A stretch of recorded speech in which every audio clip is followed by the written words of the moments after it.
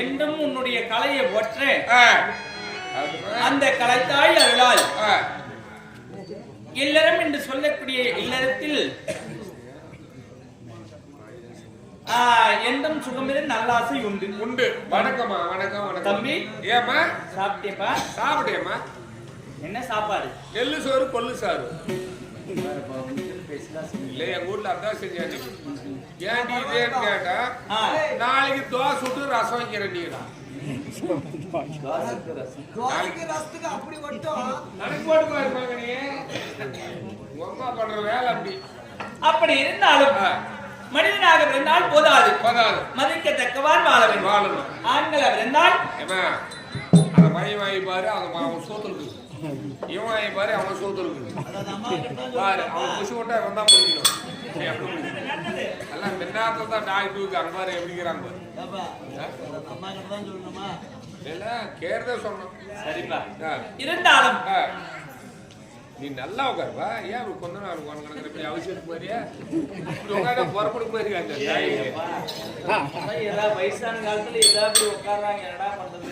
இல்ல அதேதான் நல்லா சவனா உட்காருன்னா ஓரிட்டில் கல்வி கல்வி, ஈரிட்டில் விளையாட்டு, மூவிட்டில் திருமணம், நாலிட்டில் மதனை செல்வம், ஐந்திட்டில் பணச்செல்வம், ஆறிட்டில் ஏத்தரை. எப்படி 7-8 ஆயிடுச்சுன்னு வச்சுக்க. நீனா அதேதான். இதே கேட்டி நமக்கு ஒரு தொடுகோல் உண்டு.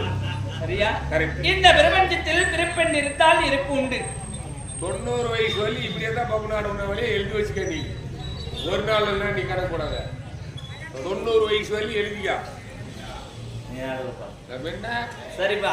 இருந்தாலும் மாபெரும் மக்கள் சபை படித்தவர் பட்டமிட்டவர் வேத பிராணங்களும் தெரிந்தவர்கள் சபைக்கு முன்பதாக நான் வரக்கூடிய நேரம் நான் யாரு என்னுடைய வேறு என்ன சொல்லுமா?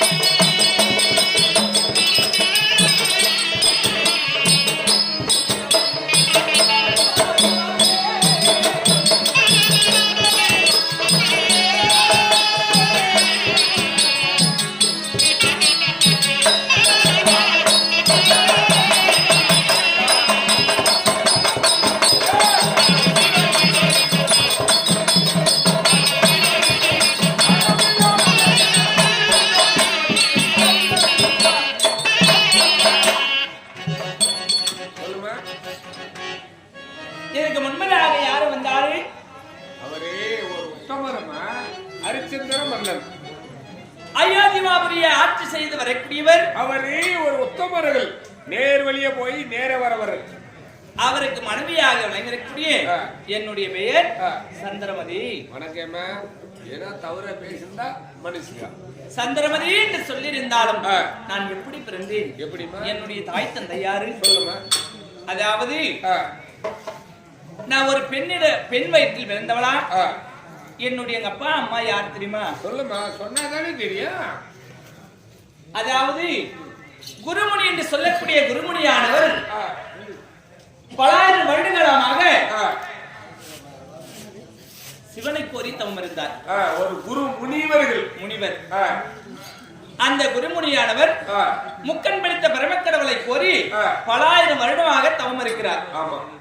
அந்த தவமாகப்பட்டது சப்த லோகங்களும் சிவபெருமானை கோரி தவம் இருக்கிற போது ஓம் நமச்சிவாய மந்திரத்தை உச்சரிக்கிற போது அந்த முனிவர்களாம் சேர்ந்து இந்த குருமுனியானவர் சப்த லோகம் எல்லாம் இருக்கக்கூடிய நேரம் தவம் செய்கிறார் என்று அனைவரும் பார்க்கக்கூடிய நேரம் அந்த தவமாகப்பட்டது ஒரு தடாகமும் உருவானது.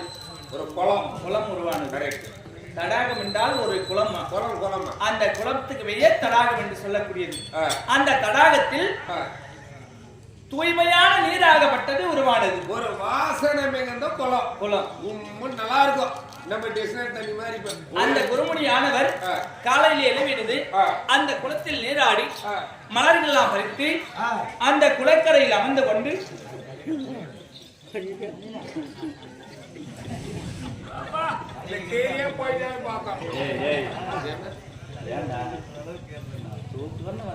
என்ன சொல்லலாயா? தூக்கம் வந்தா தூங்கு. உன்னை குறை சொல்லல. இப்படி படுத்துக்கிட்டு கிடக்குறியான்டா எனக்கு ஒரு எழுத்து மேல தடுத்தான். தூக்கம் வந்தா தூங்குனேன் சொல்லுங்க. இன்னும் 5-6 ஆண்டுக்கு தூங்கு. நாளைக்கு பாருங்க.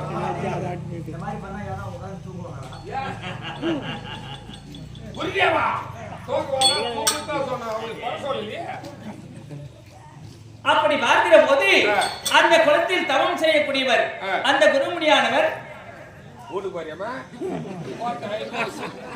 சரியா